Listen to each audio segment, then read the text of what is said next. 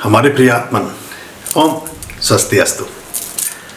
आपके जीवन में सब तरह का मंगल हो, सभी तरह की कुशलता रहे, आप पूर्ण रूप से निरोगी रहें, अन्न धन के भंडार आपके परिवार में, आपके घर में, आपके कुल कुटुंब में सदा सर्वदा बने रहें और आप जिन उद्देश्यों को निश्चित करके अपने जीवन पथ पर आगे चले हैं उनकी पूर्णता को उपलब्ध हों, ये हमारा शुभाशीष है।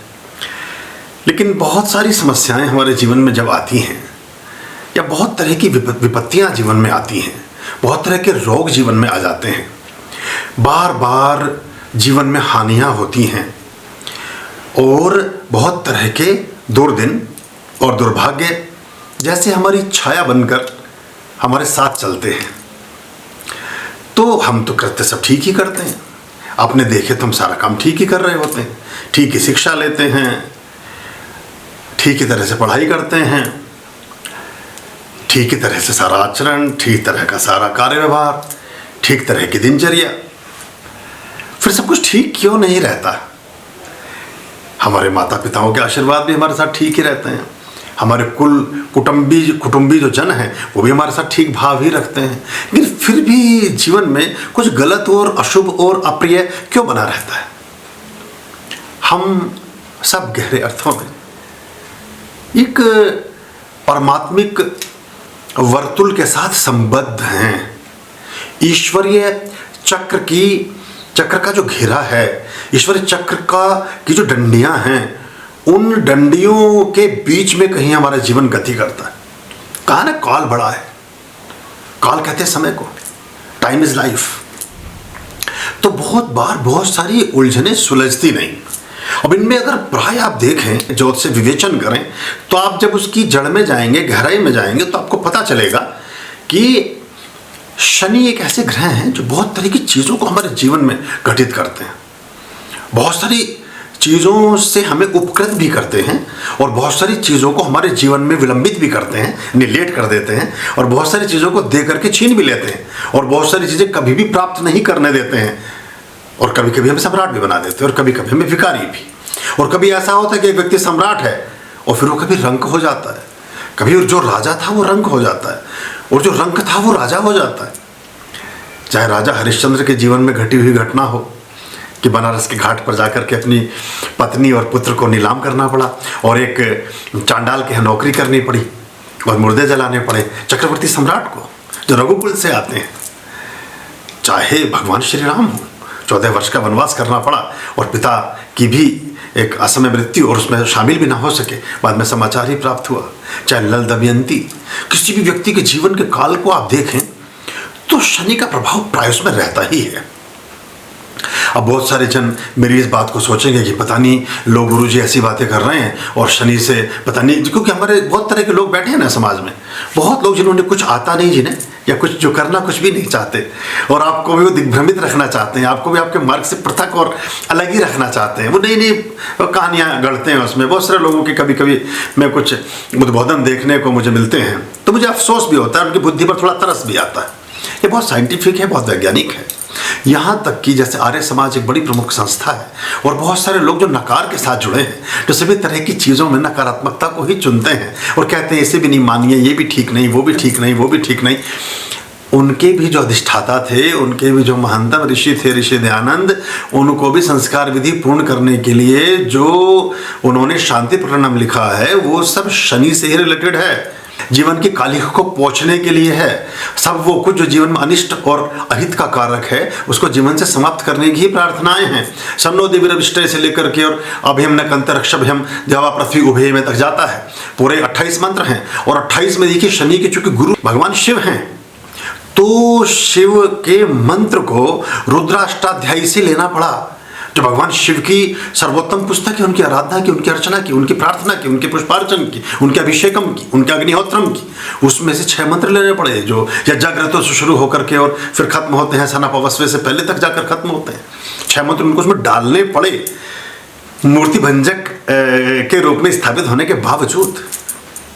तो बहुत सारी ऐसी चीज़ें हैं जिसमें हम शनि के, अगर कुछ भी जीवन में ऐसा लग रहा है कि ये आपके कंट्रोल से बाहर है और आप सब ठीक कर रहे थे, फिर भी कुछ गलत ही हो रहा है। आपके सारा मैनेजमेंट फ्लॉप और फेल हो रहा है। आपकी सारी गति दूसरी दिशा में जा रही है। आप कोर्ट कचहरी से बच ही नहीं पा रहे हैं। आप किस वाइट, या तो आप सफ़ेद कोर्ट की चपेट में हैं यानी अस्पतालों की चपेट में हैं, या आप काले कोर्ट की चपेट में हैं यानी न्यायालयों की चपेट में हैं, या तो आप कोर्ट कचहरी के धक्के खा रहे हैं, या आप अस्पतालों और दवाखानाओं के आसपास घूम रहे हैं। तो आप सामान्य रूप से समझ रहे हैं कि कहीं ना कहीं शनि की कोई कुदृष्टि आपके ऊपर विद्यमान है। आप लाखों करोड़ों रुपए कमा रहे हैं, एकदम से घाटा हो जाता है, एकदम से कोई बुरी बात आ जाती है। अब इसका समाधान क्या हो? क्योंकि मैं जैसे हमेशा मैंने आपसे कहा कि हम आपके शुभता के लिए विद्यमान है, और हमारा जो मूल मंत्र है वो है सभी का सब शुभ हो। तो सभी का सब शुभ में हमारा भी शुभ होगा, और जब हमारा शुभ होगा तो पूरे समाज का, पूरे विश्व का, पूरे जगत का कल्याण होगा। और यही हमारी वेदों की और हमारी जो हमारी प्राचीनतम प्रार्थनाएं हैं, जो हमारे हिंदू धर्म के देशनाएं हैं, उसका मूल प्राण यही है, उसका मूल तत्व यही है कि सर्वे भवन्तु सुखिनः, सर्वे सन्तु निरामया, सर्वे भद्राणि पश्यन्तु मा कश्चित् दुर्भाग् भवेत्। आपको शनि की सर्वोच्च प्रसन्नता के लिए मार्तंड भैरव तंत्रोक्तम महाकाल शनि मृत्युंजय स्तोत्रम का पाठ करना चाहिए। मार्तंड भैरव के तंत्र से अभिसिंचित, इसलिए इसको कहा गया कि मार्तंड भैरव तंत्रोक्तम, और महाकाल शनि मृत्युंजय स्तोत्रम यानी अकाल मृत्यु को हरने के लिए, सभी तरह की विपत्तियों के समाप्ति के लिए, सभी तरह की अनिष्ट की मुक्ति के लिए ये महंतम स्तोत्र की रचना हुई। और ये रचना क्या संवाद है? पिपलाद ऋषि, जिनकी सबसे बड़ी प्रार्थना हम इसमें करते हैं, वो इसके रचयिता हैं। और संवाद क्या है? संवाद है भगवान का, यानी कि भगवान शिव का और पार्वती का। तो शुरू होता है पार्वती उवाच से, और फिर बीच में आएगा ईश्वर उवाच। इस स्तोत्र में वर्णित कुल 105 मंत्रों में कुछ भी ऐसा नहीं बचा है जो आपके जीवन के लिए शुभकारी हो और उसको छोड़ दिया गया हो, उससे आप बचे रह गए हों।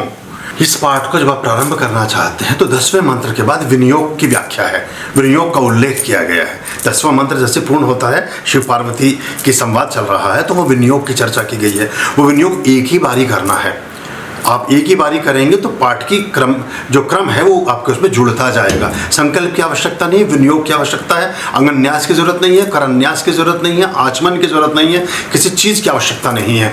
आप सिर्फ इतना करें और भगवान को स्मरण करके, परमात्मा को स्मरण करके, शुक्ल पक्ष या कृष्ण पक्ष किसी भी शनिवार से शुरू कर सकते हैं, शनि अमावस्या से प्रारंभ कर सकते हैं। शनि की होरा में करेंगे तो अच्छा होगा, यानी 3 बजे से लेकर 7 बजे के बीच प्रारंभ करें इसको। थोड़े से साबुत काले उड़द, थोड़े से काले तिल, सरसों का तेल, लोहे का कोई पात्र या लोहे की कोई वस्तु, या शमी का पौधा, पीपल का पौधा, इनके दान अच्छे माने गए हैं। पहने हुए चमड़े के जूते या पहने हुए पुराने वस्त्र भी दान करने से आपको लाभ होगा। ये आप कर लें और फिर इस पाठ का प्रारंभ करें। तो इस अंक में, इस बात में, इस वार्ता में मैं आपको उसके महत्व के बारे में थोड़ा सा इशारा कर रहा हूँ, इंगित कर रहा हूँ। इस पर मैं घंटों बोल सकता हूँ, लेकिन बहुत लंबा अंक हो जाता तो फिर उसे देखने में भी दिक्कत आती है। तो अब इतना समझ लें कि अगर ये सारी चीज़ें, इनमें से कोई भी एक भी लक्षण या कई लक्षण आपके जीवन में मिलते हैं तो ये स्तोत्र आपके लिए अतिशय लाभकारी है, अतिशय फल प्रदाता है। इस स्तोत्र को हम दूसरे अंक में डाल रहे हैं। इस अंक के तुरंत बाद वो स्तोत्र पढ़ा हुआ है जिस स्तोत्र की मैंने आपसे चर्चा की है। उस स्तोत्र का पढ़ना, पढ़ाना, सुनना, सुनाना समान धर्म है, समान लाभकारी है। 105 मंत्रों में सभी ऋतुओं को समाहित किया गया है, सभी ग्रह नक्षत्रों को समाहित किया गया है, सभी महीनों को शामिल कर लिया गया है, सभी हफ्ते के दिनों को शामिल कर लिया गया है, सभी तरह के मुहूर्तों को शामिल कर लिया गया है। सभी तरह की ऐसी चीज़ें हैं जो कोई भी घड़ी, कोई भी चीज़ कहीं से बचती नहीं है, उस सबको उसमें समाहित किया गया। तो आपको बहुत सारे लाभ दिखाई देंगे और उसका नाम ही है मृत्युंजय स्तोत्र और भगवान शिव द्वारा उल्लेखित है, तो इसलिए ये अपरंपार है, इसका महत्व बहुत विशिष्ट है। तो इसके महत्व को आप समझ कर अपने जीवन में आत्मसात कर सकते हैं।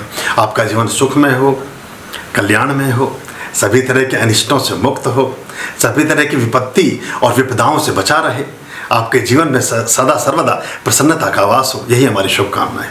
ओम स्वस्ति अस्तु। ओम शन्नो देवी रविष्टय आपो भवन्तु प्रीतये संयो रवि सर्वन्तु नः। आर्याम् अभयाम् भज रे ची